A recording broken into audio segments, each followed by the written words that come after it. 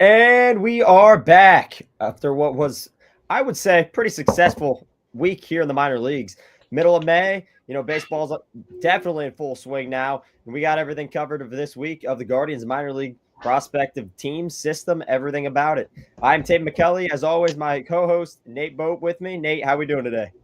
Good. We feel so good today that we're going to stand the entire podcast. And if you don't believe me, um, we're standing. So that's how good we feel. It's very good to be back in the home state, getting settled, trying to nail down something in the job land. But other than that, we're cruising. We're drinking out of the Guards Cup today because man, do they need this one. Yeah, for sure. 100%. Taven, run through what we're talking about today. Yeah, we got everything covered. We're going to go through results, our storylines of the week. Little Tommy Hawk, got to check in on how he's doing. As always. Rehabbing Guardians, a lot of player moves and such, and then got the Guardians on today. So we're going to probably hit that, probably around when the game starts, and then that's going to be the show today. Yeah, let's see. Game starts. We'll try not to keep you too long since the Guards are on today. Game starts 7:40 in 37 minutes. Yep. That's how much time we got, Taven. So I say we waste no more time. Let's start digging on in here. If you are new to the podcast, first of all, welcome. Follow us on all the social medias. We are getting Instagram figured out. We're going to have to fire up a new one, but we will be sure to promote it here once we officially get that going. It'll be a lot easier once we're all settled down and whatnot. If you're new here onto the podcast, first of all, welcome. Second of all, we go through each results of each minor league team, and we start from the bottom level up. So we move from single A Lynchburg all the way up to triple A Columbus. Let's start with the Hillcats, who continue to roll, Taven. This is, I believe, the second or third straight series in which they have taken 4 of 6. They did it from the Myrtle Beach Pelicans. Game 1 on Tuesday was actually suspended mid-game, and it wasn't an official game, so they couldn't cancel it or anything. They said, we'll just continue it on Wednesday. That game, the Hillcats did lose 3-2, but they won 3-2 the very next game. And then on Thursday, they won 4-3. Friday, though, was the highlight of the series. A 12-4 beatdown of the Pelicans. They did get shut out on Saturday, but they rounded out the weekend nicely, winning 9-2 on Sunday. We have no home run hitters to tell you about for Lynchburg, but there were some guys that performed really, really well. Taven, there were a lot of guys here on this team that were sort of lumping and just were not hitting well. Well, one of them really woke up, and that was Welbin Francisca. He went 9 of 22 this week, scored 5 runs, did have a triple, a team leading, or I should say tied for a team high, 5 RBIs. Bennett Thompson had a good week. He went 6 for 22, also with 5 ribbies there as well. Tommy Hawk was doing his thing again. We'll touch more on him later. 6 hits and 18 at-bats, 8 runs scored, did draw 4 walks, and stole 6 bases. We'll get you the grand total here once we are through everywhere. But there were 2 guys that had a 1-something OPS, and honestly, it's 2 guys you wouldn't expect. They did only play in 2 games, so make of that what you will. It's Christopher Espinola. He went 2 of 6 at a 1.96 OPS with 2 doubles. And then Robert Lopez, a backup catcher, but again, Taven, you're starting to see some guys wake up. Welbin Francisca was the big one here. Yeah, like you said, I mean, the bats were on absolute, they're really starting to find their groove in Lynchburg, and I think that's a big part of the success because, I mean, low-A pitching is never going to be really consistent, so in my opinion, it's kind of just who has the bats and who can get those going, and I think Lynchburg's done a great job. Tommy Hawk obviously leading the team in that leadoff spot. He's got, like you said, ton of stolen bases, six just this week, 308. Bennett Thompson, he's been killing it. 4 RBIs on Friday, hitting 295 now out of a catcher. Those are great numbers. Love to see that out of Bennett Thompson. And then your pitching has come around too. I mean, Alfaro, he's giving you back-to-back good weeks with double strong bump outings. Weeks for him. Yeah, for sure. I mean, that last outing, he had just 5 innings pitched, 5 strikeouts. And then Jogly Garcia, 5 innings pitched, 1 earned run, 7 Ks. I mean, you love to see everything that this Lynchburg team's doing. And a huge reason why they're sitting 2.5 games out of first place, second in that Carolina League. Not as much success in the pitching regime as we sort of talked about last week, but a lot of guys still pitched really well. New to the starting rotation this week, though, was Rafe Schlesinger. And I mean, depending on how you look at it, there were some good numbers. There were some bad numbers. Overall, I think Rafe has got a pretty long way to go in his development, but there are some guys that are really Yeah. impressed me. In the pen, Luis Flores ended up earning a win in one of those games as well. Did allow 1 run, and the ERA was 3 because he only pitched 3 innings, but 5 strikeouts. The batting average, too, a .125. Very impressive stuff. Donovan Zach, Sean Matson allowed nothing this week. Melquis Hernandez was pretty solid in his start. He went 6 innings. That was the longest start that any Hellcat had this week. But you said it earlier, Taven. This is the Hellcats team that's really starting to find their groove. They're starting to turn it on, and they're starting to play really, really well. Yeah, and, like I think it was just the best. Yeah, good. I think they can play better. Yeah, I mean, like you said, there's a lot of guys in that middle of the lineup I think could play better. I think, you're getting your production out of your stars. I think Tommy Hawk, he's been great. Bennett Thompson, he's been great. But like you said, I think the Rafe Schlesingers of this team can really step it up, especially on the pitching side. I think Doty, I think he has all the potential in the world, but we just haven't seen it yet. And I could, I kind of see that a lot of the times it happens with the high school guys. They're just really young. You get to make that adjustment to pro ball, but I think it's going to come around, and he showed like signs of promise, last week. So I think really good things are coming ahead, especially for this pitching. If this pitching can come around for Lynchburg, I think this team's going to be first place without a doubt. Yeah. How far are they back at Carolina right now? 2.5. So they're there. They're again, it's not crazy. And as we figured out last podcast, or sort of reminded ourselves, they don't play Carolina until the middle of June. So they got plenty of time, and that's going to be a huge, huge series there. Absolutely. Yeah, and they're 5 up on Fayetteville too. So they're sitting good. Yeah, they're sitting comfortably in that number 2 spot there. In that series with Carolina, man. If there are no changes to this team and no one's moving up and down, watch out, man. Lynchburg, Carolina, we'll have a big preview for you. Yeah, for sure. 2 teams are still playing at the level that they currently are. Let's move on to Lake County. Taven, I kind of said it last week. You were kind of okay with the split against Quad City, but it felt like you could have done a lot better. And pitching started out really, really well in the series against Great Lakes. On Tuesday, a 3-1 loss. You're okay with games like that. And then on Thursday, they closed the books. A 9-1 win and then a 2-0 win, sweeping the doubleheader after the game gets rained out on Wednesday. And then pitching gets away from you on the weekend. An 11-4 loss, a 7-6 loss, and a 9-1 loss. Felt like Lake County was splitting a whole lot of series 3-3. They lose this one 2-4. And Taven, where's your concern level at with this captain's team right now? It's kind of getting there. I mean, if you look at their numbers of some of these guys, they're playing good baseball, but somehow they still find themselves 6 out at just above a 500 record. So again, somehow they're either really on or really off, in my opinion. Yeah, and somehow they just find ways. Again, you take a look at a lot of the games last week against Quad City, 3-0, 3-1, 2-1, all of them losses. The pitching was doing their job there, but the offense is not. And then when the offense does kind of do their job, like 4 runs is not a horrible number. It's not great, but it's not horrible. 6 runs is pretty solid. The pitching gives up more than what the offense can score. That being said, there were a lot of good offensive performances this week. We have 2 home run hitters, Jacob Kozar and Christian Knapsick. Man, talk about CK. He just continues to hit. He was 8 of 21 this week. The only guy with a 1 OPS, 1.09 to be more specific, and Jacob Kozar was very close to that at a .99 OPS, as well as the home run. Did have a triple in 3 hits this week, so the average doesn't look absolutely superb, but it was a really good week from him. However, 2 guys, man, that you really need to perform in this lineup just didn't this week. Wilfredo Antunez, got 4 hits, came around to score a run, but struck out 10 times, and Jose Devers struck out 11 times.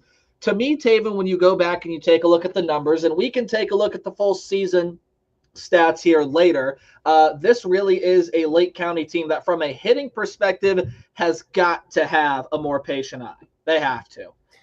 Which is crazy to say because they walk a ton. Like Knapsick had 5 walks this week. Jonah Advincula had 5 walks this week. Esteban Gonzalez had 5 walks this week. Man, they're striking out a ton.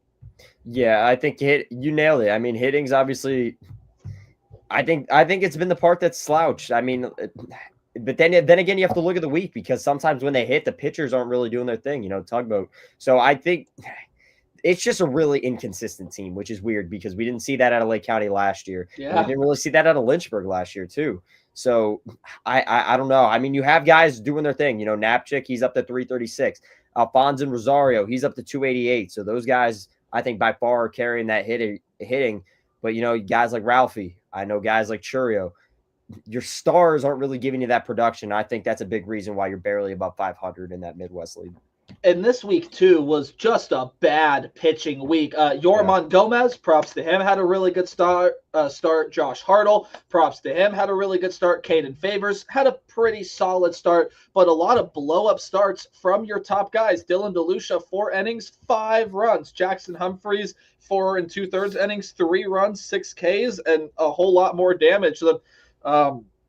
The Loons were hitting him around the entire yard. And then Matt Wilkinson. Oh, the blow-up start of a lifetime. 2 2/3, 8 hits, 7 runs, all of them earned, did allow 1 homer, only 1 strikeout, only 1 walk, but the whip, 3.38, not good. And the batting average against the opposing team, he allowed opponents to hit .533. I mean, he started to figure it out last week.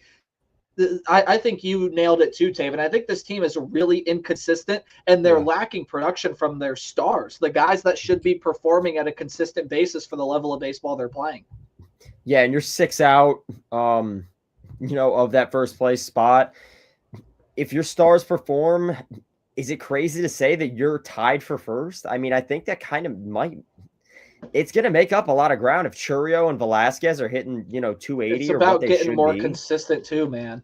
Yeah. They got to start finding that consistent rhythm, both from a hitting and pitching standpoint. Because, again, we've seen games where it's come together. It came together in game 1 of that doubleheader, 9-1. Granted, it was a shorter 7-inning one, but even if you look back at some games against Quad City, they had a 9-1 win there. They had an 8-1 win, a 6-2 win, where everything was working.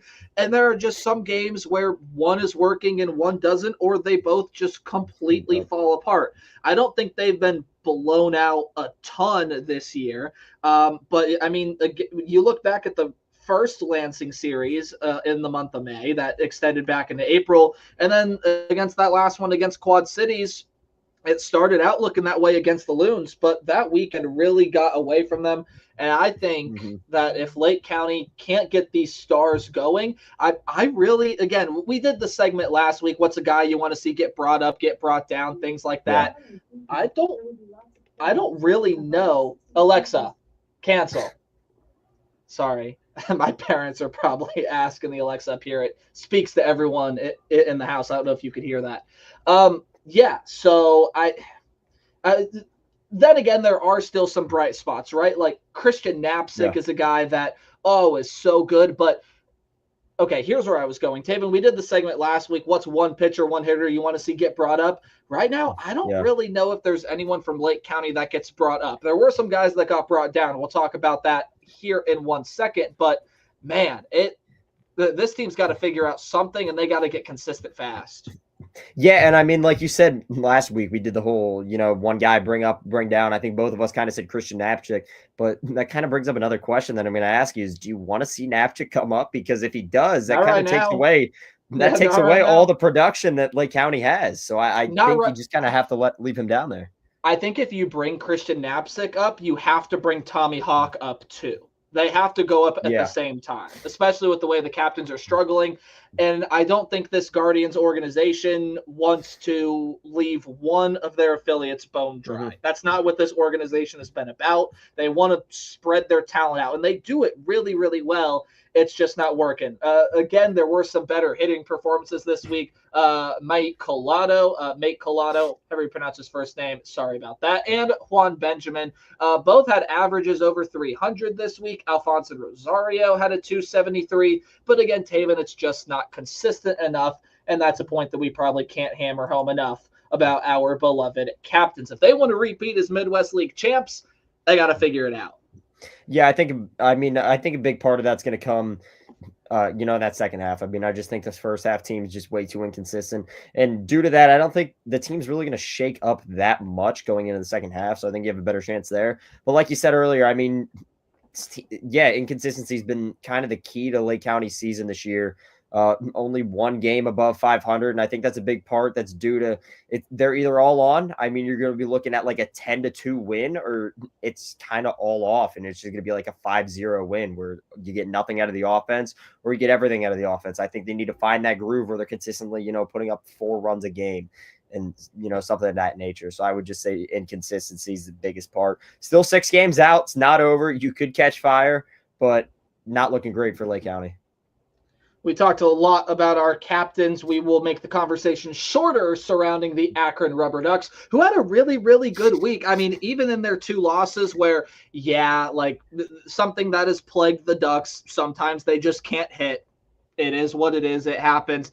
3-0 loss on Friday and a 10-1 loss on Sunday. Ouch. But they won every other game. Game got canceled Tuesday, so a doubleheader in Chesapeake Wednesday. 7-5 game 1, 6-1 in game 2. Thursday you won 9-2, and Saturday you won 9-4. You take 4 of 6 from the series. Taven, I want to start with pitching here. Davenport did not necessarily have his best start, but Tommy Mace was lights out. Only 3 hits and struck out 7 in 5 2/3. Hello, Mr. Mace. Austin Peterson had himself an okay start. The ERA is a flat 0, but really it was not what we're used to seeing out of Peterson. Defense made a lot of mistakes behind him, but he did go deep, did pitch 6 innings of baseball there, as did Davenport. Again, gave up 3 runs, so the ERA doesn't look great. Struck out 5, didn't walk 1, 3 solo shots. Again, make of what you will in that one from Aaron Davenport. Bullpen is starting to really figure their things out. Magnus Ellerts, he's starting to figure it out. Zach Jacobs is starting to figure it out. Rodney Boone in the start was overall not that great, but even he's starting to figure some stuff out. And then Rorik Maltrud had a little bit of like a read. Whoa, what happened here? Did I lose you? No, you're still here. You're frozen on my end. Yeah, I don't know what the hell happened on my computer. So give me 1 second. Uh-oh. Okay. There we go. Well, you're back. That was live stuff, ladies and gentlemen. Yeah, it's crazy. Anything can happen live. I was talking about pitching, right? Rorik Maltrud came back. He was a little banged up. I actually think he left his start early. So we'll talk about that a little bit later. Tyler Thornton. Oh, don't look. Yikes. Don't look at that start. That start was ugly from Tyler Thornton. Oh, or not start. That outing was ugly. Yeah. 1/3 inning, 2 hits. 6 runs, 6 earned, 1 hit batter, 3 walks. The whip was a 15. The batting average on opponents was .667. The ERA was a 1.62. I think you're looking at Denholm. It says Tyler Thornton in front of me. Trenton Denholm went 4 innings, had a 2.25. Maybe the MILB stat sheet is wrong. It's got to be because they just activated Thornton off the IL. Maybe he was on the IL early and then they brought him back. I don't know, but I sorted it by last 7 days, so possibly, maybe, again, live stuff. Anything can happen and anything can go wrong thanks technology. But Taven, we'll move on to the bats here. Because pitching got a little rampant. Man, there were some Ducks that went yard a lot this week. Jorge Burgos, we got to start with him, man. What a week. You read it off. Yeah, huge week. I mean, just Wednesday's game 1, 2 hits, 4 RBIs. Then you go to game 2, 2 hits, 2 RBIs. One day, 6 RBIs for Jorge Burgos. And then Saturday, Judo Reps again, 4 more RBIs. I mean, that's just 3 games, and he's got what is that, 10 RBIs? 10. 10. Yard Crazy. twice. Yard twice. Crazy numbers out of Jorge Burgos. I mean, he's the reason why he went 4-6 on that road trip. Oh, yeah. Slash line for him, 375 average, 444 on base percentage, 708 slugging, and a 1.152 OPS. However, the OPS number was matched by 2 players. Well, technically one of them isn't qualified in my professional opinion. Dion Frias, also went yard twice this week, 2 home runs in his 5 hits. Came around to score 3 runs, 2 of those on homers. Walk to strikeout ratio was superb this week. 8 walks drawn. How about that for a number to only 5 strikeouts? His slash line looks like this: 294 average, 538 on base percentage, 647 slugging, and a 1.185 OPS. Jake Fox, he went yard this week, 4 of 17, 235 average, 417 on base percentage, 588 slugging, and a 1.005 OPS. He had a weekly cycle. Very rare sighting in minor leagues. He had a weekly cycle. He had a single, he had a double, he had he had 1 single, 1 double, 1 triple, and 1 home run. So yeah, exactly, right there. There it is. There you go. And then Travis Bazzana got banged up, man. We're going to talk about that later. He fortunately is going to avoid a stint for the IL, but we'll look at the play, maybe if we can get footage of it, or at very least just talk about it and see what happened there with Travis Bazzana, and sort of talk what that can mean for this Ducks team. But it didn't really seem to phase this team too much. I mean, he only played 2 games, was 1 for 3. Again, you just hope the top prospect in the organization is okay. Some other solid weeks. Kyle Dernetti went 4 of 15. We'll talk more about him later, though. Cooper Ingle, 5 of 20. So that's a 200 batting average, or I should say a 250 batting average. 200 batting average goes to Joe Lampe. He went 4 of 20, came around to score 4 runs, so productive on base for him. Again, just a really, really good week for this team. Yeah, I mean, the bats were alive when they were really going, they were going. Sunday and Friday, they weren't really alive, but the other games, I mean, 7 runs, 6 runs, 9 runs, 9 runs. I mean, the bats were really out, and Burgos led the charge with that. Frias, love to see him just getting back into, what we saw at the beginning of the year. Went through a little bit of a dry spell, but it seems like he's right back in the right direction, just getting on base, like you said, with the walks and whatnot. Pitching, I think, was great this week. Certain games guys didn't do great, but I think Tommy Mace, he had a good outing. Maltrid, he had a good outing. Obviously, Sunday it fell apart a little bit, but I think pitching was really good, especially Morehouse. He came out of the pen, there in game 1 on Wednesday, 1 inning, struck out the side.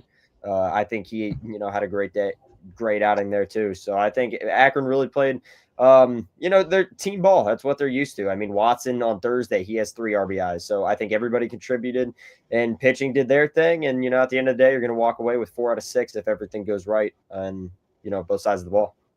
And Watson was your last home run hitter. So to recap, 2 home runs from Jorge Burgos, 2 from Dion Frias, 1 from Jake Fox, and 1 from Khalil Watson. We'll talk more Ducks later, but we got to get the results from the Columbus Clippers, who, man, are just struggling, but they were able to piece it together against the Storm Chasers a little bit. Lost the first 2 games, 9-3 and 8-3, but in just an offensive back and forth affair, 14-10 was the score on Thursday. The Clippers did have an absolutely monster lead before they allowed Omaha to get back into that game. The Clippers were up 9-0. The Storm Chasers score 6 in the bottom of the 6th and are able to stave some sort of comeback effort. In fact, the thing was a 1-run game entering the 9th. Columbus scores 5. They put it away there. 14 runs on 15 hits, Taven, while the Storm Chasers get 10 on 10. You did lose on Friday 9-7, so you had to win the weekend,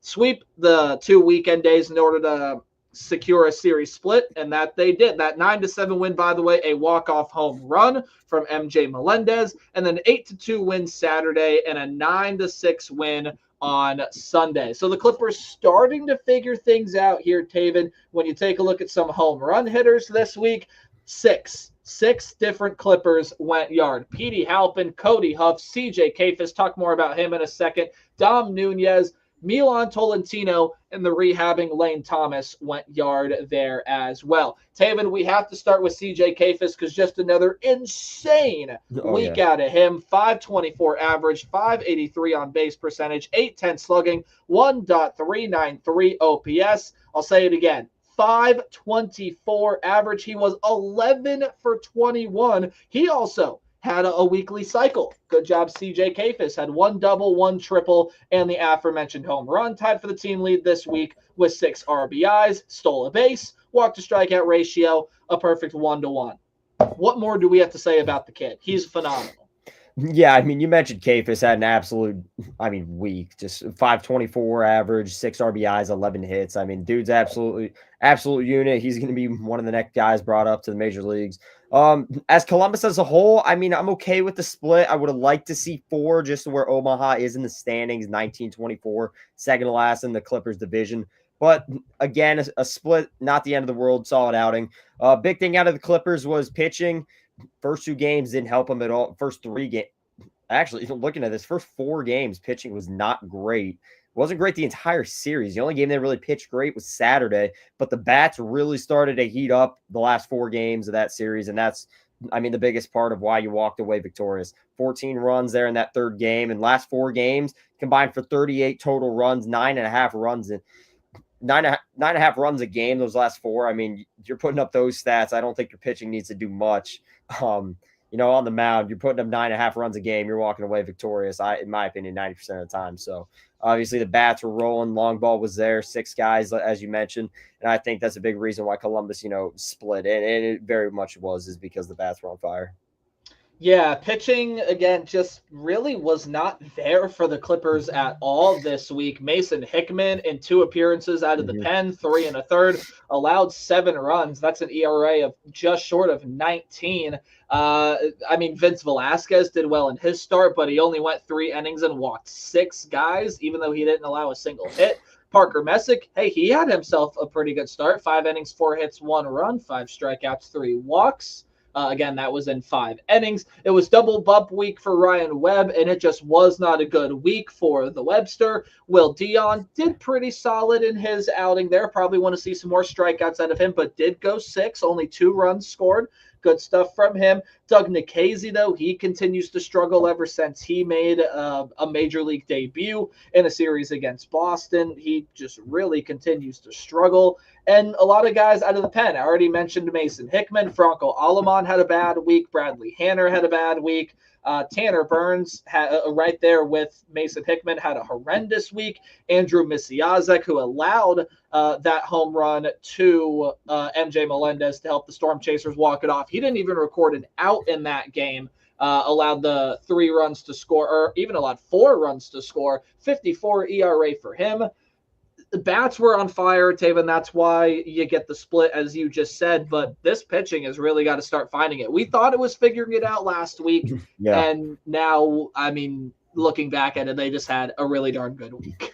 Yeah, and I don't really know where it came from because you look at the pitching staff that this Columbus team has, all these guys are certified studs. I mean, we've seen it out of, everybody in the past. The Nikhazy, he's a great arm. Webb, Messick, Will Dion, even, Tanner Burns, just guys you're mentioning, and they've shown a lot of success in the past, but this year it just seems as a whole that everybody's just seeming to struggle. And I don't know if that's because of the talent, that they're going up against maybe, but something's not clicking for it seems like any of them besides Messick, but even Messick, he'll struggle from time to time as well.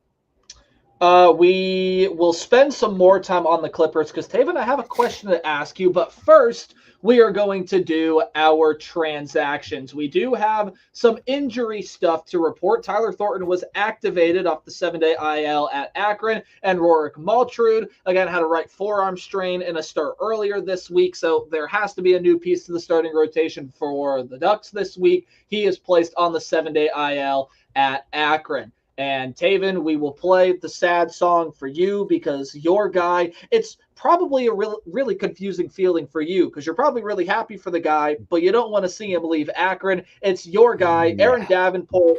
He is now up to AAA Columbus. I feel real happy for him. And in your opinion, this is something that probably is a long time coming, yet you're sad at the same time.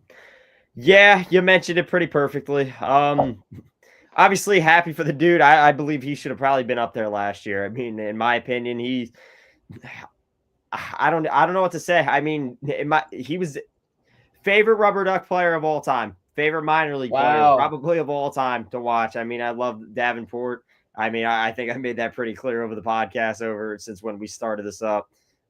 Yeah, he's been my dude. I think he's probably one of the better pitchers ever to put on a Ducks uniform.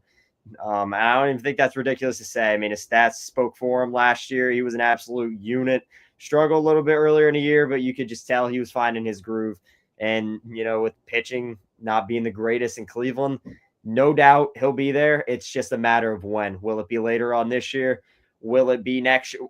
Probably definitely next year, but will it be later on this year? Probably next year for Davenport. Love the dude.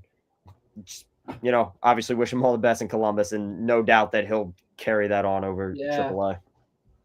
Some more things to talk about. Kyle Dernetti. Taven, this was a really weird one last week. I don't know if it was talked much about you and I last week, but Kyle Dernetti was brought up middle of the week last week to Akron. Well, he's going to be back down in Lake County, as is Kevin Rivas. He was in Akron for a little bit. He has been sent back down to the Lake County Captains. Guy Lipscomb, again, this was a really, really weird promotion as well. Yeah. This one also kind of happened midweek. So in the span of Taven, maybe 4 or 5 days, Guy Lipscomb gets brought up from Akron to Columbus and now is sent right back down with the Ducks. Yeah. When I kind of saw that guy got called up, I was a little confused. I think it probably had to be something, injury or roster related. It's not a knock on Guy. I mean, I think he's an awesome player. Love everything that dude's about. One of the coolest guys. I was fortunate enough to interview him last year. Love everything that guy's about. I mean, you just looked at it though. You saw a couple guys that may have been a little more deserving. Just strictly time. I mean, Lampy's been there longer, they have, the same amount of stats, and, Lipscomb's stats weren't the best to get the promotion now. I think he'll, obviously become better as, we move through the season, but yeah, I didn't understand it. And obviously, I think it was, just injury and roster related, and now he's back in Akron. So we will talk about one additional player here in a minute in a different segment, but it is storyline time right now. And Taven, I'll let you take this one away first if you got one. We're going to come up with these on the fly, I think. Yeah. I mean, if I had to have a storyline for personally, I think it's going to be Davenport's promotion. Sure.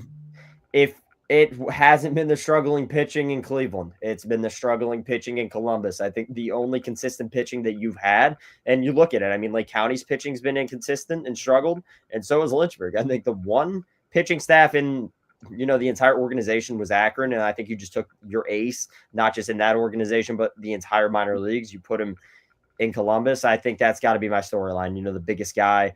In my opinion, your best pitcher, moving one step closer, just one step away now to the major leagues where, he obviously everybody wants to see him and we need production the most. I think that's got to be my storyline for this week is, your minor league ace, in my opinion, going to AAA. My minor league thing is that the Stars just really are not performing right now. Yeah. And that's in all 4 teams for the most part. There are a couple that are performing really well, but for the most part, these teams so far are not being led by their stars. The one exception you could probably say is Travis Bazzana in Akron. And obviously he's hurt right now. We'll touch on what exactly has happened there. But Taven, we've touched on it a whole lot here. These are being led by guys that are really low on the MLB top 30 list, or they're not even on the top 30 list at all. And that's just sort of my storyline, not only for this past week, but kind of for the season as a whole right now. So really, really quick storyline segment. We have to do our weekly Tommy Hawk check. Throw it up, sir. Tommy Hawk.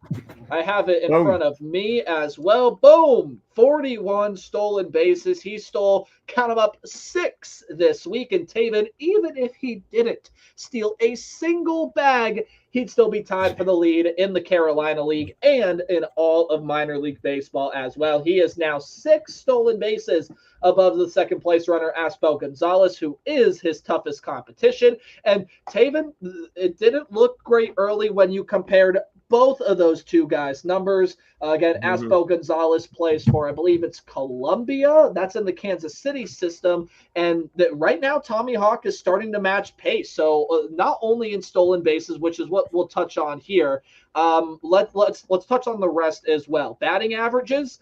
Tommy Hawk is only 16 points worse than Asbel Gonzalez, both hitting over 300. But Tommy Hawk has a better on-base percentage than Gonzalez. He has a better slugging percentage, and he has a better OPS because of it all. So Again, these are two guys that are not going to get a ton of RBIs. Asbel Gonzalez does have 8 more hits, but has had 18 more at-bats than Tommy Hawk. And even the stolen base ratio favors Tommy Hawk. 41 bags to only 2 caught stealing, which he did have one this week. So the ratio was not perfect for Tommy Hawk. But Asbel Gonzalez, he had 35 stolen bags, 9 caught stealings. Yeah, I mean, I say it every week. Video game numbers, 41 stolen bags. Like you said, I mean, at this point, not a lot of guys come close. In fact, there's probably only one that even comes a little close within range. Tommy Hawk, I mean, we knew this. We saw last year that, this kid would have promise, but we didn't know it was like this on the base pass. And, I mean, you just look at the stats, you're probably like, all right, he might hit 210, 220, just really just get on base, walks. No, hits 308, 300. And he's stealing 41 stolen bags. Unbelievable. Yeah, unbelievable. I do want to look right now at, I'm going to try to find something, actually. So give me a minute. I was going to look and see the likes of Fayetteville, because that's who Lynchburg plays this week. I wanted to see how many batters or how many would-be base stealers Fayetteville has thrown out this year. But I do not think that I am going to get that information, which is unfortunate. So let me look. Quick pause. What is that? I don't care. Wow, I am not going to see it at all. So, okay. That's disappointing, to say the least. But we'll see how good. Actually, I'll probably just check and see how good the Fayetteville catchers are. So we'll do that later on. But I mean, what else do we have to say about Tommy Hawk, right? It's like talking about CJ Kafis. We said everything there is to say about him. He's great. He's wonderful. Keep stealing bags, Tommy. We're rooting for you. His still weekly high, Taven, is 8. And if he breaks that this week, he gets 50 on the year. I don't think he's going to, but maybe we'll go back and see how many times he stole against Fayetteville in previous series this year. So maybe we'll. And you saying that, I just looked up real quick. Fayetteville, their leading scorer in stolen bases, 16. Esmil Valencia. So that wow. Just compare the two numbers. Insane. Yeah, I will go through and math tally stuff up here later. But Taven, I want you to talk for a little bit because I have a question for you. Yeah. And let's go all the way back to the Columbus Clippers. So we've talked about Columbus this year and how this team is just sort of struggling, right? The reason why I earlier asked your concern level about Lake County is, Lake County won the first half. They didn't have to worry about it. Well, what happened with the Clippers last year was this team, Taven, was the worst first half team in their division. They went 32-42. And again, the team changed. They went through a whole lot of changes. There were guys that got on the team that weren't there in the first half.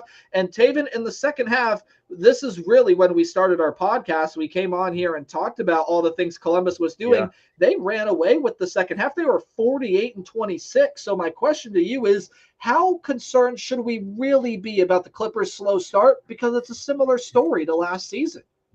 Yeah, so in my opinion, I think it's, and this goes for all the minor league affiliates. You kind of have to look at what the teams behind you were doing. In my opinion, I think that's the biggest thing to look for. So last year, we saw Columbus the first half. It wasn't good at all. You said last place, but you saw what Akron was doing. They had a ton of talent that was brought up. And, you just go, your team's going to change. It really is, whether you're Lynchburg, especially Lynchburg, or whether you're Columbus. I mean, guys are going to get brought up, brought down. Moves are going to be made. And I think that's what we got to look for this year with Columbus. And, this team's going to hit at 180. I think guys are going to come down from Cleveland. Guys are going to go up to Cleveland. Like we just saw, Davenport's up there. So the pitching staff is going to get significantly better. I think the bullpen guys, that stuff's going to move around. So everything's just going to change for this Columbus team. And I think it's just going to be in the second half is, how can you kind of balance all that? And how are you able to, just get those guys to perform like Kafis, and you're going to have Bazana. You're 10.5 out right now. So it's tough because there's a ton of teams in each division. I'm going to probably lean toward not going to win the first half. Again, anything's possible. Any team can catch fire, but 10.5, it's a hefty amount of games back. I think you're going to look for that second half when you have guys like Kafis all year for all second half. Kafis all second half. Bazana all second half. Probably, I don't see Messick going to the majors this year unless a lot happens, but probably Parker Messick, Davenport, Peterson. So that pitching staff's going to be there from Akron. So I just think it's a lot of components to it, and you're not going to really be able to tell.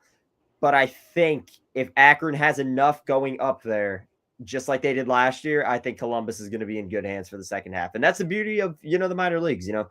Even if you lose the first half, you can finish dead last, 28 games out of first or whatever. Next half, you can be a whole new team, and that's why there's two halves. And then you just make the playoffs that way. So I wouldn't be too worried about Columbus. I totally agree with you. Let's wait to see these guys figure things out. Let's wait to see these guys really turn it on.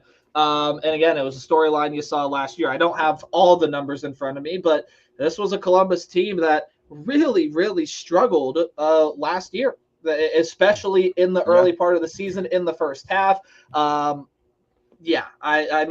wouldn't be too worried about Columbus, and there are a lot of guys to still watch individually in Columbus. As much as we want the team to do well, Columbus is also about developing that talent for the Guardians, which is our little next topic. So there are a lot of Guardians that are rehabbing here, Taven, and not just major league players. A lot of minor league guys are right now battling injuries, but guys that are rehabbing in Columbus right now, Andrew Walters, he's just starting to get a lot better. I assume he'll get back in that Cleveland bullpen. We've seen Zach Kent now travel up and down. Obviously, Brian Rocchio got sent down to work on his swing, and he had a couple really good games in that series there against Omaha. And then Lane Thomas struggled early on, really getting it going. We expect Lane Thomas to be back in Cleveland probably before the end of the week. If not, maybe he'll spend one more week in Columbus and be back before the Guardians get back home. That also being said, Taven, David Fry is now going to start beginning a rehab assignment at Akron, and I assume they'll move him straight from Akron all the way up to Cleveland after his rehab assignment. Slade Ciccone, he again just made his first start after a shaky rehab in Columbus. His first start went really, really well. Will Benson just kind of took it to the Guardians this past week.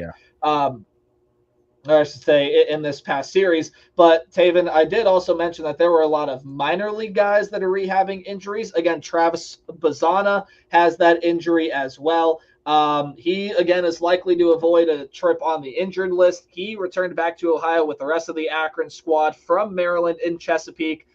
He did that yesterday evening and is met with team doctors today. While I don't know what the result of that was, it seems like it's a minor-ish injury, and hopefully he can get back when the Ducks play Altoona this next upcoming week. But we obviously know that Chase DeLauder is rehabbing things down in Goodyear. Jason Chourio just went on the IL as well. He is on the injured list with a pretty not substantial, but the pretty again, an injury that's going to require him to miss a fair amount of time. We know that Angel Yanao is recovering. He's supposed to get back in Akron by the start of June. Juan Brito, Chase Mobley, Michael Kennedy, Eric Sabrowski, Gabriel Rodriguez, Daniel Espino, and a couple more guys that aren't even on the MILB top 30.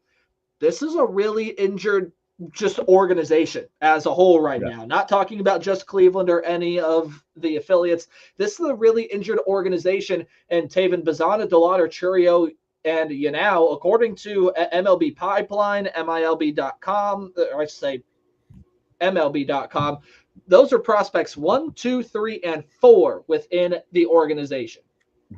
Yeah, not great. Obviously, your top guys going down is nothing you want. Obviously, we're thankful that Bazana's not going to go on the injured list. It's nothing too serious. I think they're just being careful with him, to be honest, and rightfully so. I mean, you don't want to risk any further injury to your number one guy. DeLauder, we've talked about it, a ton on here. Just a dude that can't stay healthy at all. Chourio, he's had his fair share of injuries going back to Lynchburg at the end of last year too. And then you have now a guy we've yet to see. He's going to help out that Akron squad in just a tremendous way. So I think the biggest thing is just, getting your key guys back. Espino, another guy who, a lot of people don't talk about anymore because I don't think he's thrown a pitch since early 2022, which kind of seems insane. But right. Yeah. I mean, it's just these guys. You got two guys that seem to always just be banged up, and three if you really want to include Valera. I don't think he's played yet, has he? Say that again? Valera, has he played yet either? He's in the Arizona Complex League, but yeah. Okay, so yeah, I mean, you just have three of what was your top 5 guys in my opinion, with Valera, Espino, and Delader just banged up, and if you don't have guys like Kayfus that kind of come through, and Kayfus was never your top rated prospect. He just made that jump, and he's been put up crazy stats. So if you don't have the guys like that, it's a really scary situation that you're in. But luckily, Guardians, they're able to find talent and kind of luck out that way. But again, top guys, I think that's the biggest part in that. Yeah, and just a quick pivot. There was something pretty interesting I saw get put out by Guardians Prospective yesterday. Yesterday. But listen to this 1, 2, 3, 4, 5. This is in the batting order that we're either rehabbing or just playing in the Arizona Complex League. George Valera was hitting leadoff. David Fry was hitting second. Chase DeLauder's hitting third. And Nick Mitchell, who's a really, really talented young player, was hitting fifth. Oh, and who was hitting cleanup, you may ask? Just the 17-year-old stud out of Cuba and Johan Rodriguez. That was your 1, 2, 3, 4, 5 in a complex league. In an Arizona rookie complex league. That's insane. That top 4, I think, could probably, like, if you saw that in Akron or Columbus, I think you would, okay. Like, it Valera, just sounds like it belongs, yeah. Yeah. Again, who knows how long it's going to take for Chase DeLauder to come back. Same thing with George Valera. David Fry, we already know, is going to be in Akron. And so are we this week, Taven. Probably at least going to one of the Wednesday, Thursday games, if not both of them. I think so we're going to try to hit one up. So yeah. So if you're a fan of the pod, you're going to be in Akron this week. Watch them play the Altoona Curve. Yeah. Let's do it. And going back to the Complex League real quick, guess who's on the bump? Old pal, Tyler Naquin. He did pitch, 3 innings of scoreless. No, 1 inning. I saw Guards Prospective put something out. I got to read his stats off. The Naquin pitching is one of the most fascinating things, in my opinion, that we have going. Do it. Let me see if I can get it. I think he put it out Sunday. Let me look, actually. I can just search right here. Tyler Naquin, over his last 3 appearances, 3 innings pitched, 2 hits, 1 earned run, 2 walks, 2 strikeouts with a 3 ERA. Not bad for a former outfielder. I'm going to pull up that same tweet that you did. Where is it? You literally just read it, and I can't find it. So that's insane. I think it's a day ago. On the 18th? Yeah. Let's see. It said he made his 4th appearance. It's the one right above it. Oh, all right. I'd have to scroll for a little bit. I just went and searched his profile for Tyler Naquin. Yeah. Boy, are there a lot of ones. Oh, here you go. Over his last 3 appearances, after a quote rough first outing. Yeah, 3 innings, 2 out. Look at that. 3 ERA for a guy that's only pitching a fastball right now. Yeah. Not too bad. Outfielder into his mid-30s, so. Not too bad. Quick Guards update before we talk some overall organizational baseball with a little guard ball in there as well. Kyle Manzardo with an RBI double in the top of the first. It is 1-0 after a frame, but Jeffers just hit a leadoff single against the Guardian starting pitcher in Logan Allen. So the catcher, Ryan Jeffers, I don't know where Riley came from. Ryan Jeffers is on base. with the likes of Brooks Lee up to bat. Then it'll be Royce Lewis and Ty France if it gets that far, because Byron Buxton is hurt for the 18th time in his Twins career. And the Twins are a hot ball club, so not only, Taven, can we continue our ownership of the Twins, Guards need this one. Yeah, big time. I don't know if you had anything next, but I mean, I kind of want to talk about the standings. No, let's go for it. Let's go for it.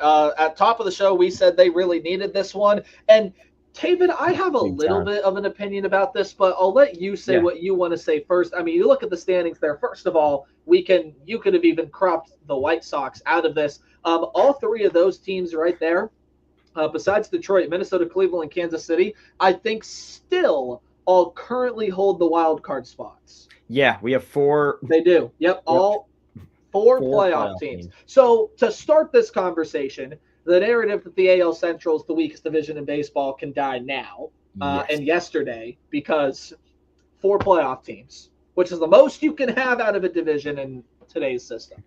Yeah, they're my opinion. I mean, obviously, if you just look at it statistically, it's the best division in baseball, and I would probably have to agree. I mean, you look at the team in first. I'd argue the NL West, but I'm not gonna. Definitely AL. Okay. But anyway, I'm not too worried with where we're at. I mean, 5.5 outs, obviously, it's in between a hefty number, but then again, Detroit's playing a really good brand of baseball. I think the Twins, obviously, they're going to cool down, but I mean, they've gone on, 13-game win streak or whatever 12. That was, 12. Crazy. I mean, Kansas City's playing really good baseball, but I'm not really worried about them. The only team I'm worried about is Detroit at the end of the day. I think Minnesota's going to cool down significantly. Not to say that they're not a good ball club, because obviously they are. You win 12 games in a row, you're doing something right. But I just don't think that they have that star power. I don't think they're going to be able to stay healthy. That's my thing on them. KC, I never got the craze about them. And obviously they're a playoff team. They're not playing bad baseball, but you just look at the roster, it just doesn't seem like a threat to me. And that just might be a personal thing. I don't know if you have the same opinion on that, but it's just my stance on KC, and it comes down to Detroit. I thought, the beginning of the year was going to come down to Cleveland and Detroit. Detroit, they are a really, really good ball club. I think that's who you're going to be chasing all season long. Is it possible? 100%. But in my opinion, I think it's going to come down to those 2 teams. Yeah, and that's actually where I wanted to start with this division right now. Is Detroit is a damn good team. Like there's no putting it any other way. Detroit is really, really good. They are really, really good. I mean, can we just look at this rotation for a second that Detroit has going? I mean, first of all, you're talking about a guy that you think is probably the best pitcher in the game right now, and it's really 100%. hard to argue with the way that Tariq Skubal is pitching right now. But, I mean, man, you take a look at everything else. I mean, Reese Olson. Reese Olson. Yep. I don't know why the name Riley is sticking in my head so much today.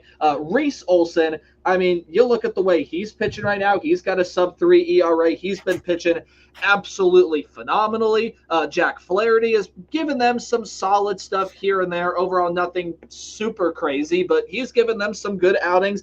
Jackson Joby is pitching out of his absolute mind right now. They've had to pitch Montero into the starting lineup, but then Casey Mize, who's on IL right now, had a 2.53 ERA. That's the best of the bunch. That's better than Tariq Skubal, and it's sad that he's rehabbing right now after making 7 starts. So right now they're going with a rotation of Skubal, Olson, Flaherty, Joby, and Montero. Of course, Montero will get out of that role. Casey Mize will get back in once he's healthy, which should be relatively soon. That's one of the scariest pitching rotations in Major League Baseball. And some casuals to the game might be looking and saying, I don't really know about this Reese Olson guy. I don't know about this Jackson Joby guy. I don't know about this Casey Mize guy. All of them are studs. You know the name Tariq Skubal, you better, after winning the Cy Young last year. And then, obviously, we've seen what Jack Flaherty can do throughout his entire career. And then you even take a look at the batting lineup. And, they got some guys that can sub in and out, but Riley Green has been hammering baseballs. Kerry Carpenter's been doing stuff. really, really well. Spencer Torkelson's also been hammering baseballs. Both Green and Torkelson double digits in home runs already. Sweeney's good. Zach McKinstry has really lit a fire under him. And we have to talk about Javi Baez, because the conversation about him being that big strikeout guy, which, I mean, he still is 32 strikeouts, but that's not the most on the team. Riley Green has more. Spencer Torkelson has more. Zach McKinstry has more. Even Sweeney has more. Javi Baez has figured something out, man. He's no longer that impatient hitter that will swing at anything and anything or I say anything and everything in the other batter's box. This dude is getting to be a legit hitting threat. And this Tigers team right now, I believe they sit atop Major League Baseball. I think they are the best team. Yeah, they are. And they have a 2-game lead over teams like the Mets and the Dodgers and the Phillies and the Padres and the Cubs, who are also all really good ball clubs this year. This is the Detroit team that I didn't expect to have this much success this early, and it's just because of how young they are. But if they're doing this, Taven, sky's the limit for this franchise. That's where I wanted to start. I did have the Royals winning this division, so I'm not surprised the Royals are hanging around. I think they can be able to put it together, and their rotation is a big reason why. We also do have officially a 1-1 tie and double play ball to end the inning. So an inning gone is 1-1, Guardians and Twins in that one. But yeah, Royals are going to hang around, and the Twins, again, right now are playing some really good baseball. I think you're right. I think they're going to cool off eventually, but I'm not ready to say like Guardians fans need to reset their expectations, because I think a lot of fans were excited, and but deservedly so. But they're going through a period right now, the Guardians are, where they're just not playing that good of baseball. And it happens. Every team is going to have that period. But this is the Guardians moment right now where, hey, maybe pitching is pretty solid, but the bats can't perform. So you're going to lose a lot of games. Guys like Gabby Arias are cooling off. Guys like Daniel Schneemann are sometimes there, sometimes not. And a lot of the guys that you've called up have not really worked out as of late, right? Will Wilson is not necessarily working out. Will Brennan is off to a slow start in his return back. We know that John Kenzie Noel and Nolan Jones have been slow. However, Kyle Manzardo continues to hit well. Carlos Santana continues to hit well. Jose Ramirez is getting red hot. Stephen Kwan, he's doing Stephen Kwan things. But it's up to other part of this rotation, or other parts of this lineup. Like Schneemann is up and down. He can, again, be a consistent player. Angel Martinez is up and down. We know he can be a consistent player, as he showed early in his stint this year. And Taven, the Guardians are in a really, really weird spot because of the minor league options that this team has. And in my opinion, I think it's just been inconsistency with this team. I mean, if you want to pick somewhere to start, I think it's starting pitching. I think there's flares of, promise out of some of the starters, like Gavin Williams. He'll throw together a great start. I think it shelled kind of the next three. But then again, you go to the bullpen. I mean, the bullpen, in my opinion, it hasn't been great. I think I texted you that after, the Cincy game on Saturday, which I was at. Junis, not great. Clase, we know he's not been great. Just look at the other guys. Cade Smith, he's been really up and down this year, which is a big shocker. But started the year out great, and then just really up and down. Even guys in the starting rotation, like only one guy, and that's Ben Lively, who is now on the IL, is in the starting rotation and has under a 3.5 ERA. Logan Allen's 3.7. He hasn't pitched bad. Gavin Williams is 4.3 almost. Ortiz is 4.6, but he's really starting to figure his stuff out. And then Bybee is 4.06. This is just the team that, again, I think you nailed it. I think they've just got to get their consistent footing. Clase, that ERA is so much better than it was earlier this year. He's really starting to figure it out. There are a lot of guys that are still pitching well, but Tim Herron has not been, again, that great as of late. Jacob Junis has not been that great as of late. Joey Cantello just hasn't been great the entire season. You've seen Zach Kent get sent up and down. Slade Ciccone did have a really good first outing, just didn't end up leading to a Guardians win. But again, a lot of the guys that they're bringing up just aren't necessarily working out. Colby Allard, however, he is working out. Zach Kent, I do like the way he has pitched when he has come up, but even he's had some struggling outings. But again, Doug Nikhazy, that just did not work. I said it before, Will Wilson just is not working out. John Kenzie Noel, what he's there for is power. Taven, you said this before, he's not providing it. In fact, John Kenzie Noel, only 9 RBIs, 2 home runs. He's only got 20 total bases for this team. I think you just need guys to come up and nail it. Like if Lane Thomas comes back up and he's fully healthy and he nails it, that's going to be a big lift. If David Fry, after his rehab in Akron, comes back up and nails it, that is a big hit. But Taven, I want to propose this question. And specifically talking about a guy like CJ Kayfus. I know the team offense is not there in Columbus, whatever. Individually, if CJ Kayfus stays hot, do you see him coming up, or do you think Columbus will be as high as he'll go? Because I'm kind of 50-50. I don't really know what you think. So at the moment, no, I think they're going to let what they have ride, and I don't really think there's a spot for him, in the month of May.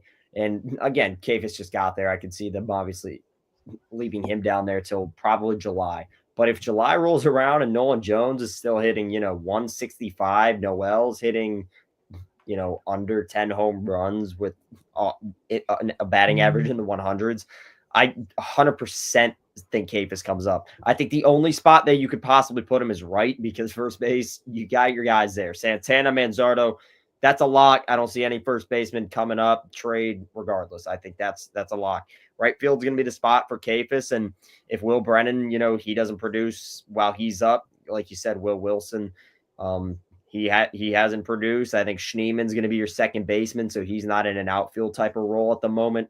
So I think right field's the spot that's open. And if Kayfus keeps, killing the baseball like he's been doing, I think 100%. I think we're going to see him there probably. I would say maybe, if I were to give an estimate, probably early July, because I don't think they're going to give up on what they have just yet.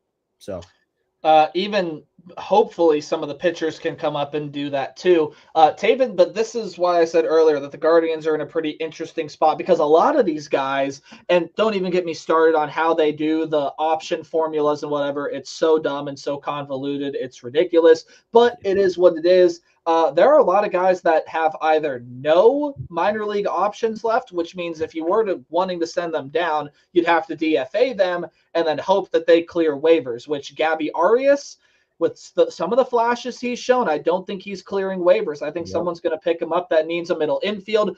I've always said it because of the money, but it even backs up my point further in that Nolan Jones, he's got no options. So even if he just continues to struggle, even if some of his better numbers are saying he should be doing a lot better than he is, you can't send him down because someone's going to pick up Nolan Jones, man, with the upside that he's seen. Angel Martinez, I don't think they're going to send him down, but in case he decides or starts to really struggle, he's only got one left. John Kenzie Noel, he's only got one left. Brian Rocchio, after this past one, he's got no more left. So if they bring him up and drop down Will Wilson and Rocchio continues to struggle, well, you can't send him down again. He's there for the long haul. There are only a couple of guys that really have a good handful. Daniel Schneeman's got 3. David Fry's got 3. Petey Halpin's got 3. Will Brennan, I believe, now has 2. Kyle Manzardo, which you're not sending him down, has 2. Jonathan Rodriguez has 1, so you can still bring him up and give him a good shot. And obviously, CJ Kayfus has never been in the major, so he's still got 3, and everyone else down the line there as well. So, Taven, I mean, what do you make of that? And specifically the fact that Arias doesn't have any left, Brian Rocchio doesn't have any left, Nolan Jones has none, and then, again, some guys there just have very, very little. I think it puts this organization in a very interesting spot. Yeah, like you said, I think it kind of limits, what you're going to do. I think you could maybe see a situation where if you bring Rocchio back up and he slips again, but you have to make room for somebody else. Like, I think you might, send a guy like Schneeman down or something like that. Maybe not because Schneeman's doing bad, but obviously I don't want to see that. I'm the biggest Schneeman fan probably in the world. But I mean, I could see moves like that being made. Just guys running out of options. I don't like Nolan Jones at all. To be honest, I think you should just DFA him to begin with. But Rocchio, I think the thing with Rocchio now, is they're going to let him sit in Columbus for maybe longer than you would think. I don't think they're going to rush him back because if you rush him back and he's not great, you can't resend him back down. So I believe that they're going to leave him down in not probably July, but probably middle of June. Just, let him get that confidence back up. So when you bring him up, he's, just ready to go. So just things like that they got to think about. Say Noel has 2? Noel's got 3? 1. 1? Okay. So yeah, you're just in a really limited spot here. So Noel could be one of those guys like Oscar Gonzalez. I mean, he really could. He had his playoff moment. He had his playoff heroics, had his really good stuff, and then just never panned out. I mean, who knows? Yeah. We could he really be seeing the same thing out of Big Christmas right now. Yeah, I mean, the minute I saw Noel, he reminded me exactly of Oscar. And what Oscar reminded me of was Franmil Reyes. And if you remember him, he gave us pretty much 1 good year, and then he was done. Oscar gave us 1 year, and he was done. And seems like Noel's on the same track as both of them. So it's unfortunate, but... Yeah. And by the way, those are just position players. We haven't even talked about pitchers, and I don't have those numbers available in front of me. But... again, Walters has been down there because he's been rehabbing. But, I mean, taking a look at it, I mean, Zach Kent, you've already sent him up and down twice, so he does not have that much left. Pitching, I think, is a little bit of a better situation because bringing Matt Festa in, Festa's done really well. I do like the way that Matt Festa has pitched so far. But, again, Taven, when you take a look at Columbus, more primarily from a pitching standpoint, if you're going to bring someone up from a hitting standpoint, it's probably going to be a guy that's seen major league time, right? Like, I don't see CJ Kayfus coming up unless they're like, screw it. We have nothing else to do. Let's bring him up and just see what he's about. But if they want a guy to come back up and get another shot, obviously Lane Thomas is going to be back with this team at some point. And it probably will be Will Wilson that gets sent back down. Brian Rocchio is going to be back with this team at some point. No. Who do you send down there, right? Like your case, probably not because he's playing bad, but just because he's got a lot of options left. It could very well end up being Schneemann based on how well the rest of the guys are playing, or maybe you bring down Big Christmas. Who knows? This is going to be fascinating to see how this team plays out. They got to start playing better from a major league standpoint. From a pitching standpoint, or I should say they got to start performing better from a hitting standpoint. From a pitching standpoint, I really don't know a lot of guys that can come up and help this team. Parker Messick, I think absolutely is a guy that you could see get brought up. Yeah. Other than that, though, like you tried Doug Nikhazy and it was a disaster. You have to let him figure his stuff out in Columbus. I think Andrew Walters is going to be with this team eventually. But again, everyone else, Taven, has been a little too inconsistent. Like, I don't necessarily trust Franco Aleman to the highest regard quite yet. I don't necessarily trust Ryan Webb to the highest regard quite yet. And it's not that I don't like these guys. It's just I necessarily want them to figure out a little bit more stuff. I don't know. Where do you sit on all of that? So I think bullpen 100%. I don't think Aleman's going to be the guy up. I don't. Yeah, you mentioned. I think the only 2 guys from the bullpen in Columbus that we could see up is Walters and then Zabrowski once those guys get fully healthy. Oh yeah, it's the only reason why. Another one too on the injured list. Yeah, it's the only reason why they haven't seen major league time yet. It's been strictly injuries. From a starting standpoint, I think you were kind of banking on, Doug Nikhazy being that number 1 guy, and Logan Allen almost gave up a 450 plus bomb at 1 foul. Anyway, I think Doug Nikhazy, you were kind of banking on him to be that guy to kind of save you from a starting standpoint, and he got shelled. So now what do? You send him back down, and he's got to figure his stuff out. Ryan Webb's another guy who he's struggled. I think they wanted to kind of, bring him up into a starting role. And Cantillo, I think those were the 3 big guys you were kind of banking on, and they've all haven't panned out. That's not Nikhazy and Webb. They're obviously going to go figure their stuff out. But Cantillo is kind of the one guy, in my opinion, who he didn't help you out in any regards. I think he was supposed to be a guy with, a sub, probably a sub 3.5 ERA, like 3.2 ERA, just, great pitcher for you, maybe sub 3. he's not. He's in a bullpen role now. He's not doing great in the bullpen either. So your hands are tied in the starting pitching. Davenport, Peterson, they still have some time. Same with Tommy Mace to get there. So probably not going to see major league time this year. I think the only other choice is Messick, and that's, after the All-Star break. So I think you got to roll with what you got. And, once Bieber comes back, kind of just lean on him, even though he's a guy that, coming off of injury, you can't really do that. But I think at the moment with what you got, it's what they're going to have to do. Don't forget about John Means, too. Who knows when he comes back? Yeah. Again, signing him to the 1-year deal. He probably, at very least, will be a guy that gets into the playoff in sort of a rental space. Yep. Harrison Bader was the guy that almost bombshelled Logan Allen on that home run, by the way. He just grounded into a fielder's choice. Now there's 2 gone in the bottom of the second. You'd love to take 3 of 4 on the road at Minnesota. Taven, I'd be okay with the series split, but man, you're going to get your first look in I would be happy with 2 out of 3. If they take 1 of 3, I'd be a little bit disappointed. But Taven, you get your first look at the Tigers later on this week if you are the Guardians. And I mean, this is a big week for Cleveland for a lot of reasons. One, it's about refining that rhythm, refining that consistency, and it starts today. You've lost 4 straight. It's a 1-1 ball game right now. Let's see what you can do, right? Let's see if you can get yourself out of that slump. In terms of playing the Tigers, that's just going to be a rough road series, I think, and it doesn't get better because then they come home and play the Dodgers, and then the Angels, who just swept the Dodgers and are playing good baseball right now. This is a very important stretch for Cleveland. They need to refine some rhythm, and they had stretches like this last year where we were like, I don't think they're going to find too much success, and then they found something. So that's got to happen here. Yeah, 100%. I think, you'd like to get 2 out of Minnesota just because of the track record you'd have against them, and then is it crazy to say I'm satisfied with 1 against the Tigers and 1 against the Dodgers? Obviously, you want more than that, but if 1 in a 4 against each series, 1 in a 4. Oh, is it series, 4? Yeah, it's 4. So I'd like to. I mean, if you Detroit. Get 1 and it's a really good win, maybe you're satisfied with it. But if it's 4, then I'd like a split. I thought it was 3.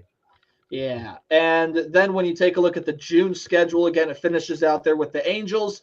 Your first 2 full series in the month of June are at the Yankees. Then you have the Astros at home. Then you get the second leg of the Ohio Cup where hopefully they can sweep the Reds, on the road at the Mariners, on the road at the Giants, on the road at the Athletics, who are not playing bad baseball. And then you finish it off with the Blue Jays and Cardinals. I mean, this right before the All-Star break here, we might be seeing some folks start to reset their expectations of what this Guardians team is capable of. This has been about what I've thought the Guardians are going to do. Like, they're going to hang around. They're going to be scrappy. There are a lot of teams right outside of that wild card standing, though, that are going to make things interesting. Houston, Texas, Boston, and Toronto.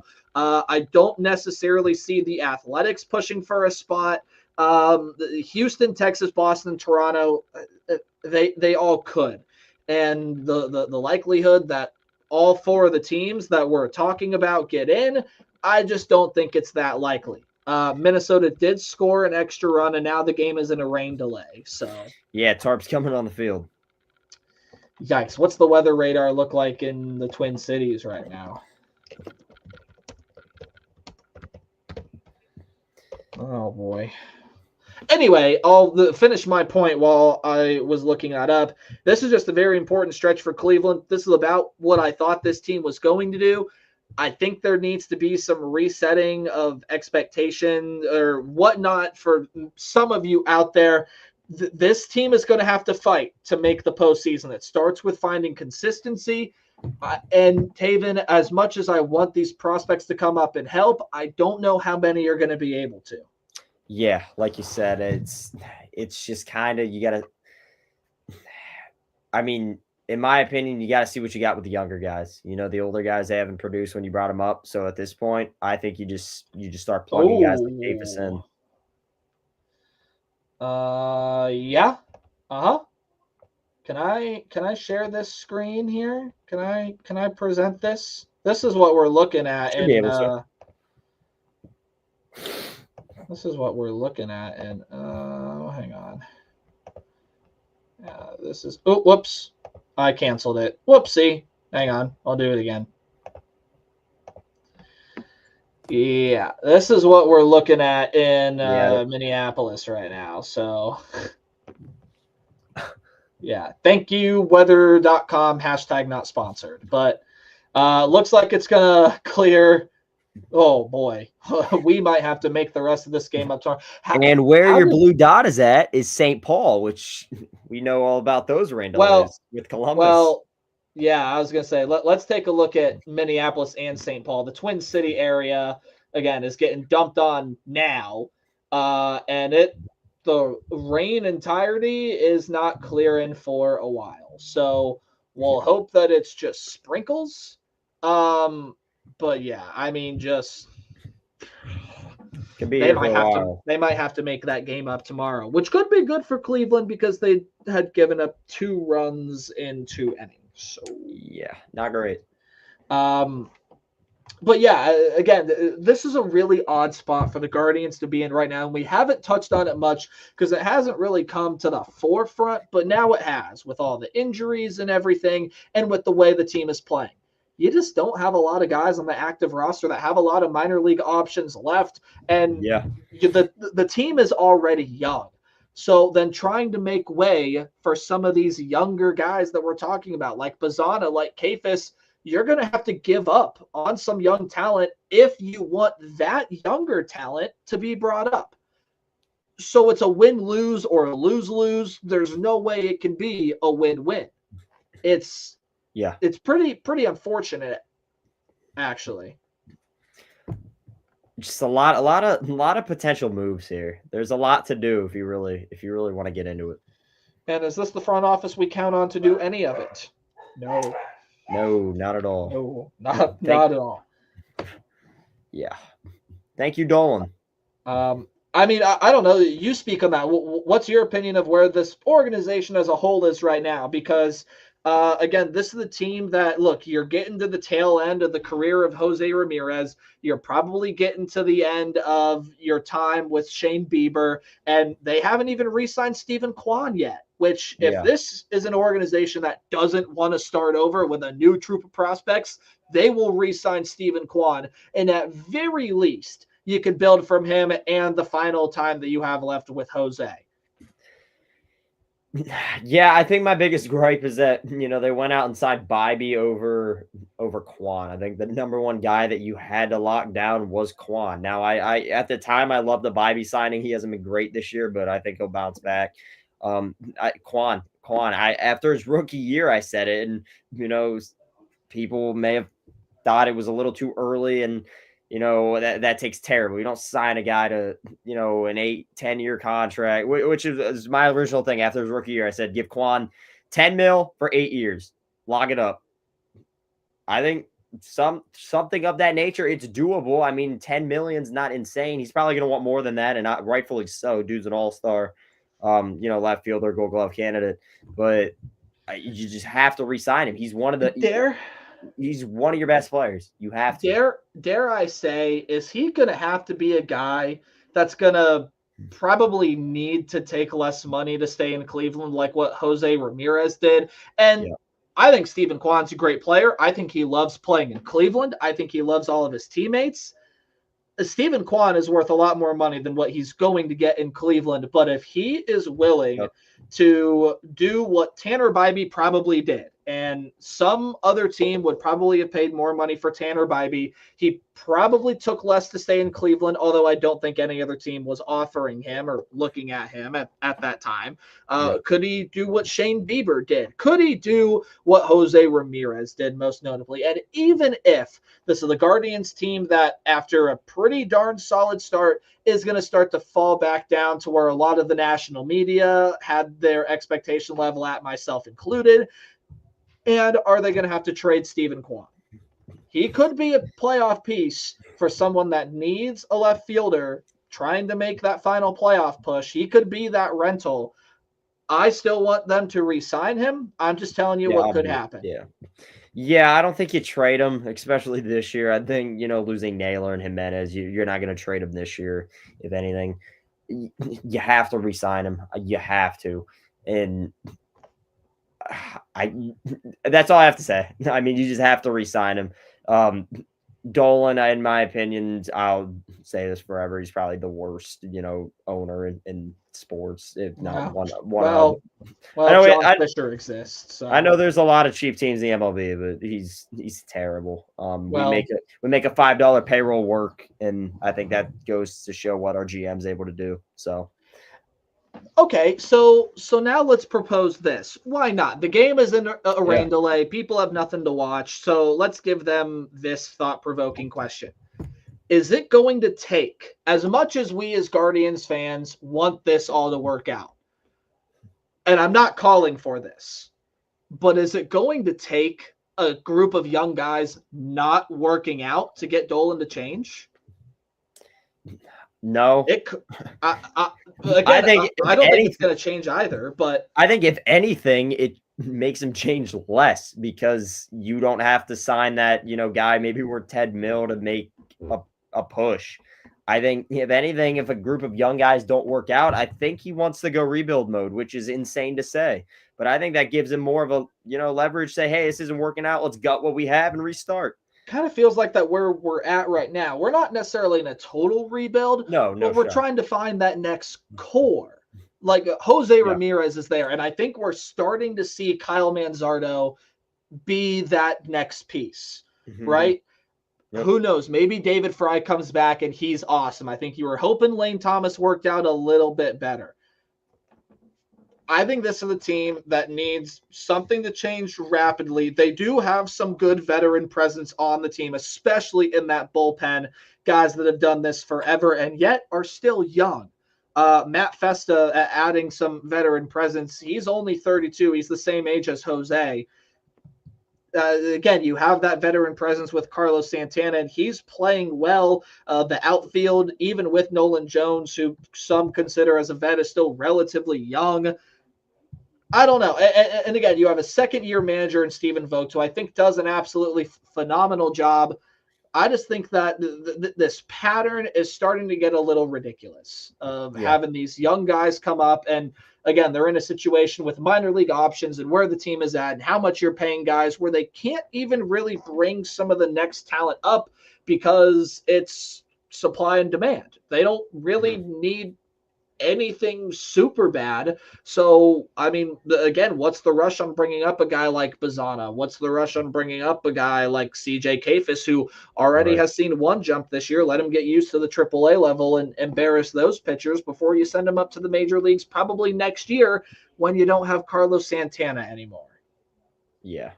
Just a lot that can happen. Yeah. A lot of interesting puzzle pieces. I'm rambling at this point probably, but I think it was constructive enough. So, game is in a rain delay right now. Taven, I'm not too confident in them finishing this game today. They might have to pick it up early tomorrow. Yeah, more than likely. Well, we only got one thing left to do, sir, and it's tell the fine people where teams are playing. Let's start again. We start bottom up. So now we will go top down. Columbus, they are at home against the Iowa Cubs. First time they will see the AAA affiliate of Chicago. 2 afternoon games in the midweek here, Taven. 12:05 start time on Wednesday and a 12:05 start time on Thursday. How about that? Hey, I probably will be in Columbus this weekend, so who knows? I might attend a Ducks and a Clippers game this week. Could happen. There we go. Big week. Big week. Where does Iowa sit in the standings? So Iowa Cubs, they're going to be 24-18, third place in their in the International West Division at 5.5 games out. What's Columbus's record right now? Columbus is currently 19-23, so would like to see that get closer to 500 this week. Yeah, like to see them get some things going. And the Chicago Cubs did just call up Matt Shaw from Iowa. We know how good Pete Crow Armstrong has been in the majors this year. He's an MVP candidate, Taven. He's been superb. The Cubs have got a really good thing going. Their farm system, not too bad either. Double-A baseball. A team that Akron has had their struggles with this year, but have owned in the past. It's the Altoona Curve again. We will be there for one of, if not both, the games on Wednesday and Thursday. And a really weird one this week, Taven. It is Education Day on Tuesday, so a lot of young kids going to be running around Canal Park on Tuesday. And then on Sunday, you have a night game, 6:35 game on Sunday. Yeah, don't see that too often. No.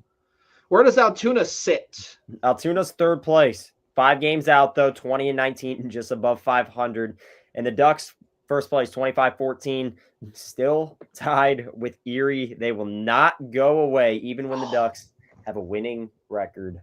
Hey, first of all, I mean, hats off to Erie. They're always really good. Hats off to Altoona, man. I think we got to start giving them some more credit. They're really turning it around from last year. Really turning it around. 100% for real. Yep. Lake County will be playing the Lansing Lugnuts again. They too do have a really, really early game, 11:05 on Wednesday. That is the Lake County Captains Education Day. So there you go. As well as the normal afternoon start time on Sunday. But again, they are at home. They will play Lansing. Maybe I can complete the trifecta here. Maybe I could go to a Captains, Ducks, and Clippers game all in the same week. I think we should make it happen. Yep. And then you book a flight, head down to Virginia, and then hit Lynchburg. Oh, Lynchburg is actually in Fayetteville, but we'll talk about that later. Where do the Lugnuts sit? They're a pretty solid team. Yeah, Lugnuts in the Midwest East division. They're going to be in second place. 3 games out of first at 23-16. The Captains are 3 games behind Lansing, 6 games out of first with a record of 20-19. So you take 4 of 2, you get 2 games on Lansing. You're 1 back of second place. So a lot of ground to make up. You're not out of it totally. And then Lynchburg is on the road against Fayetteville. So, Taven, I said I would do this earlier in the show, and I did do it while we were talking about different subjects.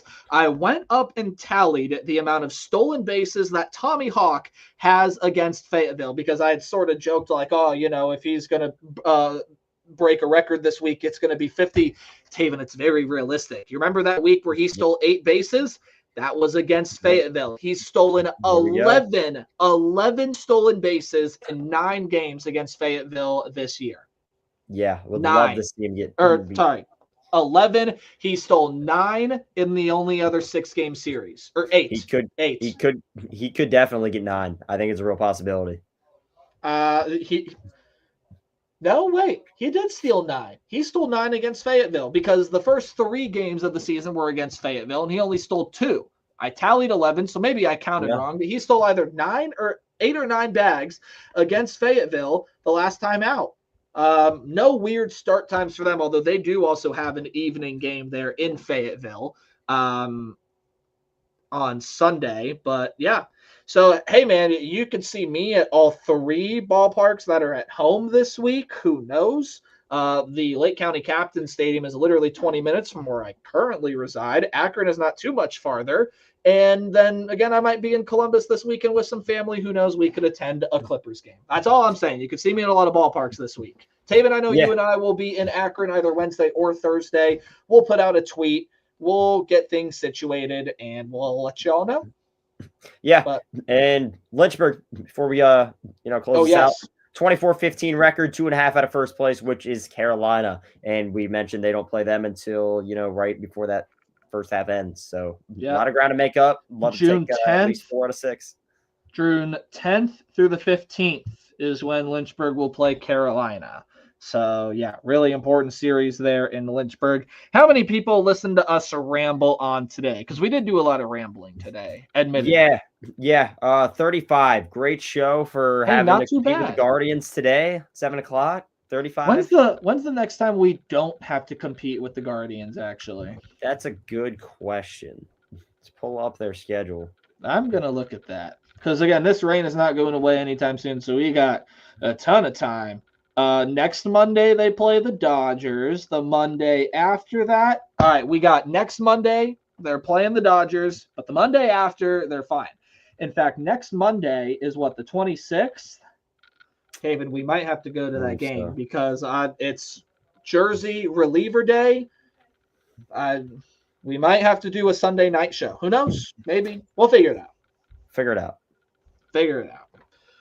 Well, I know at least I have rambled enough today, so I got nothing else to say. If you want to say anything else, go for it. If not, get us out of here and tell the people where they can find us. I got one more topic if you want to. I know you mentioned this probably 3 weeks ago, something you'd love to ramble on about. So we'll throw this out. We got some time. Pete Rose getting pardoned. What are your opinion on that? Barry Bonds needs the same treatment that he does. Because my thing that I tell everybody is, again, baseball in the Hall of Fame is very bad about telling their story. You need to tell the story of the game. That's what the Hall of Fame, to me, that's what they're supposed to do. You're supposed to show the greatest of the game, whether that's the players, the coaches, the moments, anything of the sort. I think Pete Rose is going to get in eventually. Again, it's not the actual Hall of Fame. It's the writers that vote you into the Hall of Fame. So I think he's eventually going to get in there. But you can't just start reading a Harry Potter book and skip a chapter because you don't like it. You can't do that. You may not have liked that Barry Bonds, Sammy Sosa, Jose Canseco, and all those guys did steroids. You may not have liked that Shoeless Joe or Pete Rose gambled on baseball, but you know what? It happened, and it'd be a really interesting thing to tell in the Hall of Fame. It'd be a really interesting research paper if you're into such things. It'd be really interesting to even read about. I think that everything of the like should be in the Hall of Fame. Pete Rose, Shoeless Joe, I think they're going to get in eventually. And while I don't think it's going to happen anytime soon, I think it should. That Barry Bonds, Jose Canseco, Sammy Sosa, all of the like, they deserve the same treatment. Yeah, I agree.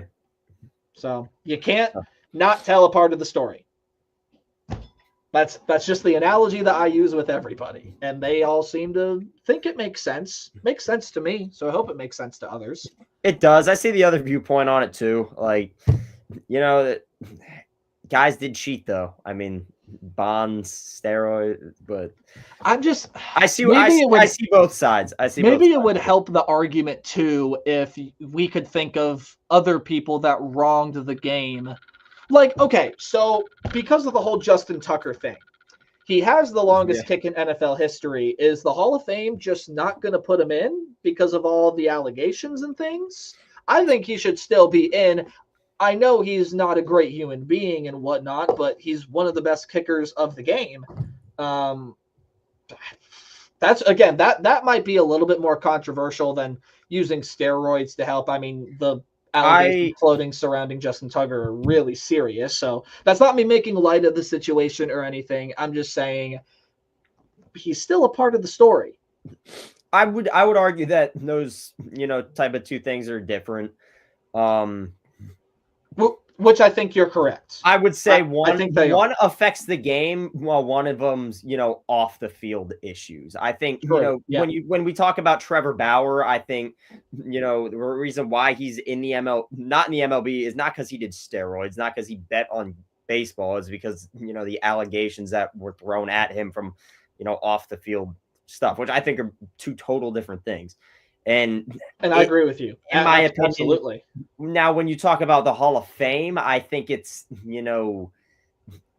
how, the level of, some of the stuff and, if you're found guilty, there's just so much that goes into it. But So I guess Justin Tucker would not be the best example because you are absolutely correct. That was just my quick thinking, and that's an off the field thing. I think the NFL should handle that however they see fit, and I hopefully will watch them handle it better than they handled the Deshaun Watson situation. I'm just trying to think of anyone in like the Naismith Basketball Hall of Fame or the Pro Football Hall of Fame or anything that have wronged the game, but they're still in. I think baseball isn't really that only kind of sport. I don't think basketball at all. Football there might, but I don't. I mean, you always hear about guys betting or a couple Colts players last year, but I don't think that they were even starters at that. Right. So. Let me see.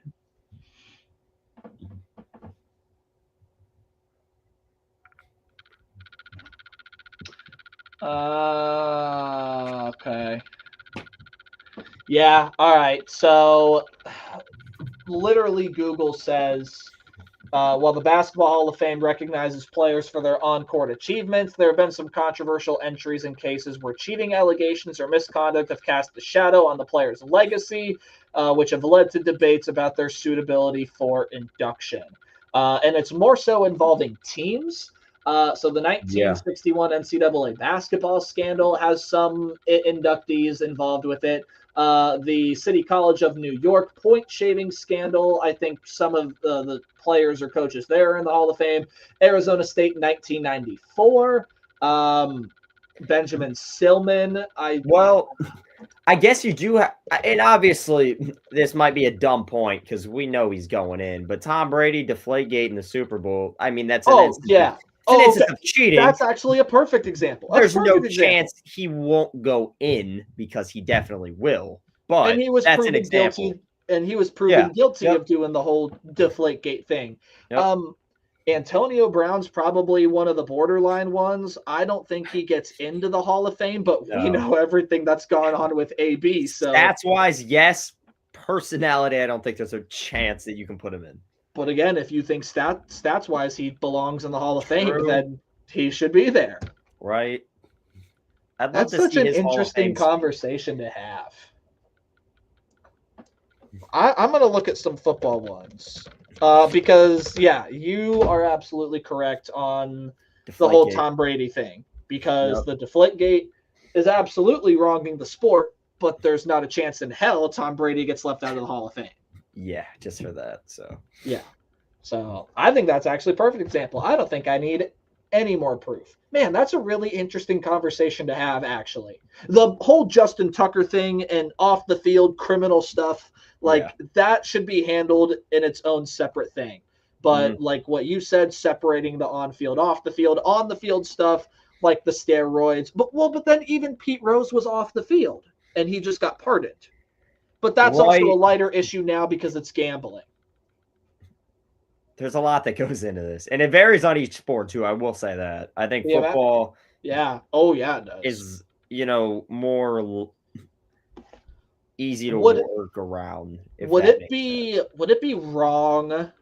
Would it be either accurate or wrong to say that Major League Baseball has more purists than most other sports?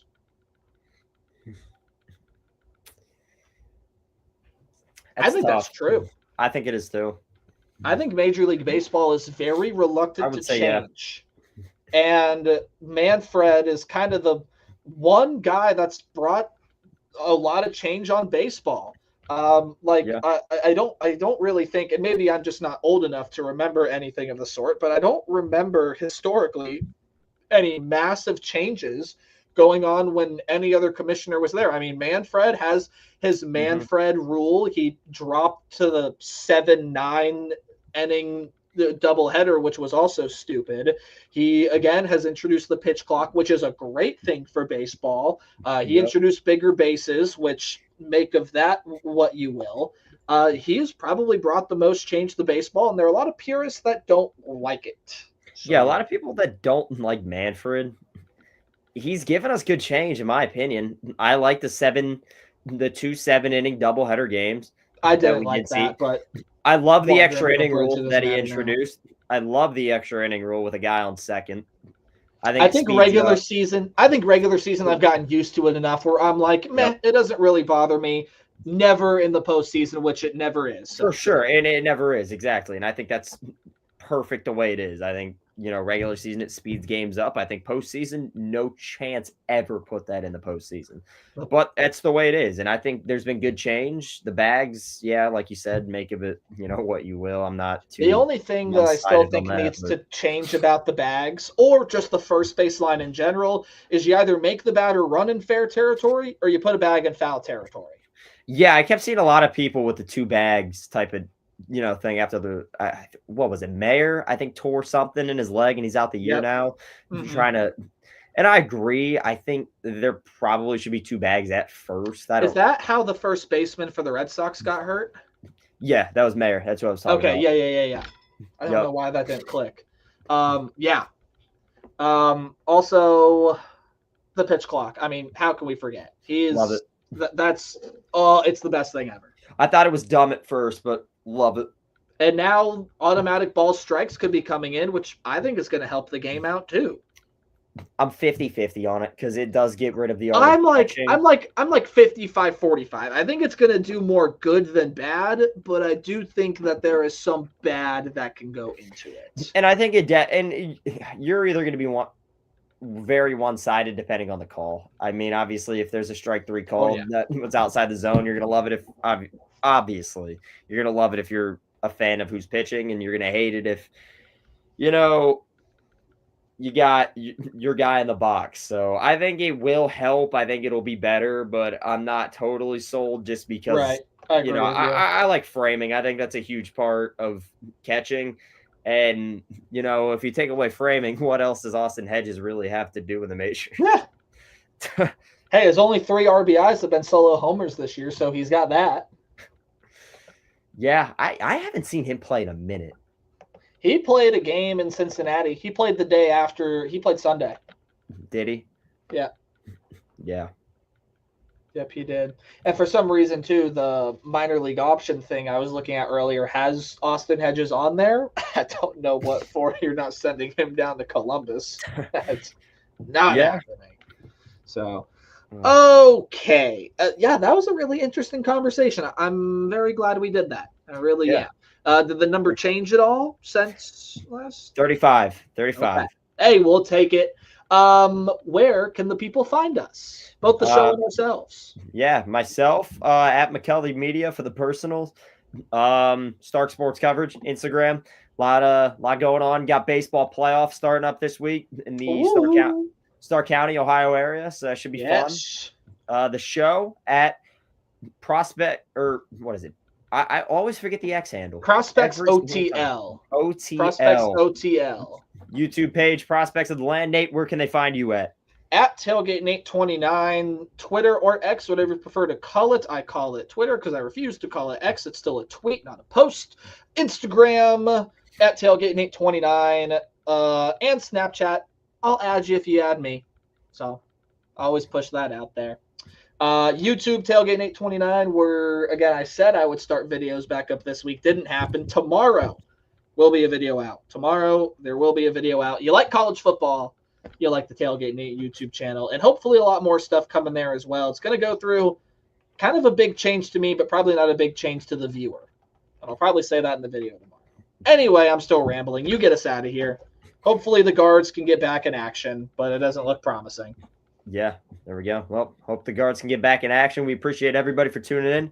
We will see everybody next Monday. See you then.